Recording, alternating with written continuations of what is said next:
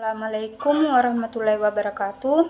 Perkenalkan, nama saya Ade Fitri, NIM 099108042143, semester 3, Fakultas Ilmu Sosial dan Ilmu Politik.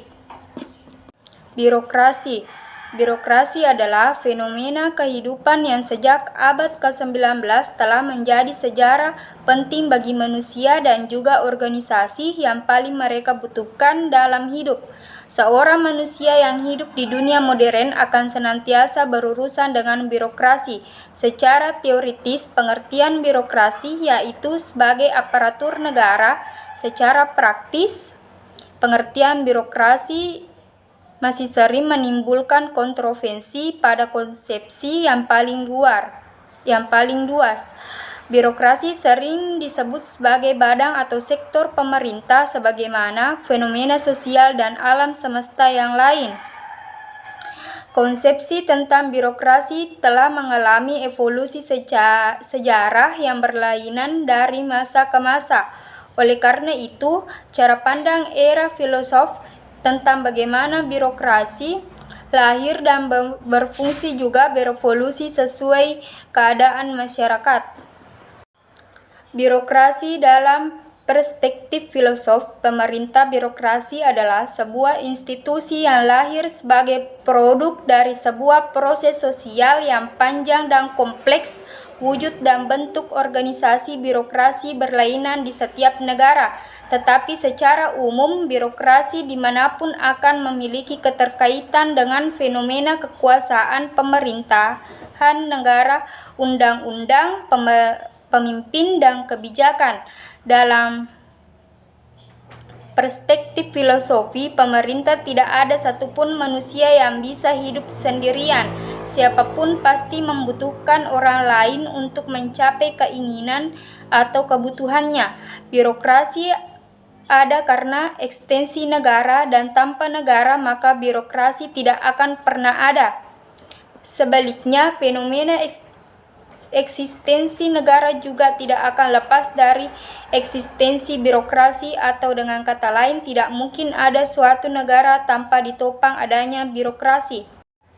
Karena tugasnya yang sedemikian penting, maka peran birokrasi menjadi sangat menentukan hitam putihnya kehidupan negara atau masyarakat. Dengan kata lain, peran birokrasi dapat memiliki akibat ganda yang saling bertolak belakang bagi masyarakat. Di satu sisi, birokrasi dapat menjadi lembaga yang sangat bermanfaat dengan menolong masyarakat mencapai tujuan-tujuan hidupnya.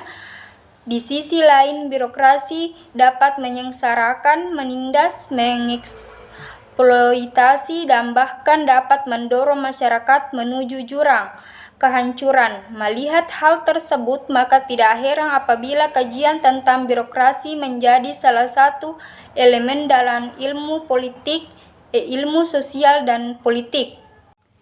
Teori birokrasi.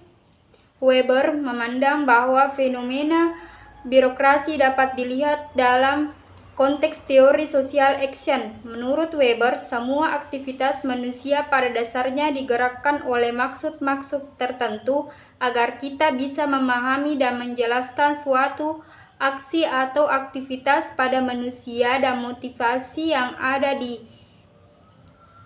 belakang aktivitas itu harus dimengerti. Pada dasarnya, Weber berpendapat bahwa birokrasi rasional adalah sebuah konsepsi birokrasi yang muncul atas dasar kaidah-kaidah otoritas hukum, bukan karena sebab lain seperti otoritas tradisional maupun otoritas karismatis.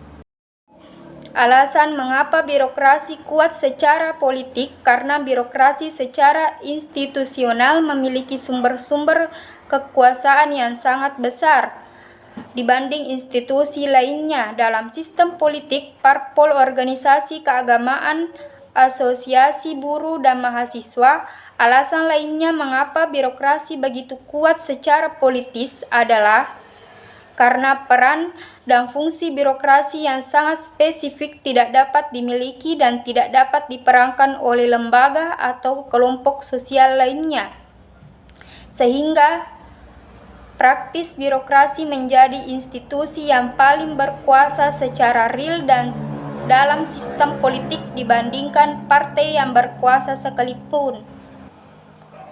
Pengendalian birokrasi secara umum, birokrat dapat diminta untuk bertanggung jawab kepada rakyat melalui berbagai macam cara.